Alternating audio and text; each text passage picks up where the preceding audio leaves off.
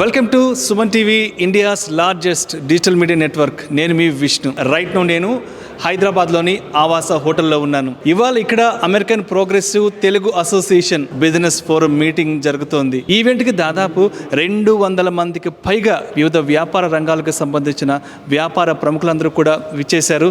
So వారితో మాట్లాడి ఇవాళ హైదరాబాద్లో ఈ ఆప్తా మీటింగ్ జరుపుకోవడం వెనుకున్న ఉద్దేశం ఏంటి, అసలు ఆప్తా మీటింగ్ యొక్క విశేషాలు ఏంటో వారితో మాట్లాడి తెలుసుకుందాం. చలో, ఇవాళ హైదరాబాద్లో జరిగిన American Progressive Telugu Association APTA event ఏదైతే ఉందో చాలా అట్టహాసంగా, చాలా గ్రాండ్గా జరిగింది.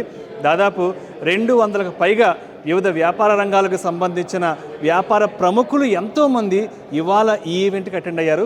సో ప్రస్తుతం నాతో పాటు అనగా ఎంటర్ప్రైజెస్ నుంచి గడ్డం గోపీనాథ్ గారు, వారు ఇక్కడ స్టేజ్ మీదే ఉన్నారు. సో గోపీనాథ్ గారితో మాట్లాడి ఆప్తాతో వారికి ఉన్న అసోసియేషన్ గురించి తెలుసుకుందాం. సార్, గోపీనాథ్ గారు నమస్తే సార్.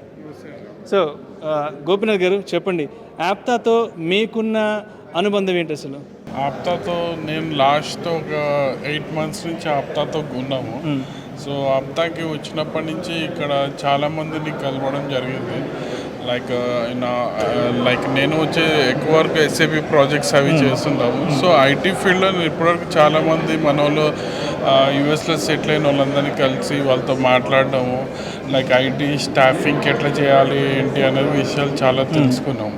సో దాన్ని బట్టి మనం కూడా ఏంటంటే కొత్త ప్రాజెక్ట్స్ వాళ్ళతో కమ్యూనికేట్ అయ్యి లైక్ ఏమన్నా ప్రాజెక్ట్స్ ఉంటే తీసుకోవడము, లేకపోతే వాళ్ళకి ఏమైనా జాబ్ రిక్వైర్మెంట్స్ ఉంటే మనకి షేర్ చేయడము, అట్లాంటివన్నీ జరుగుతున్నాయి.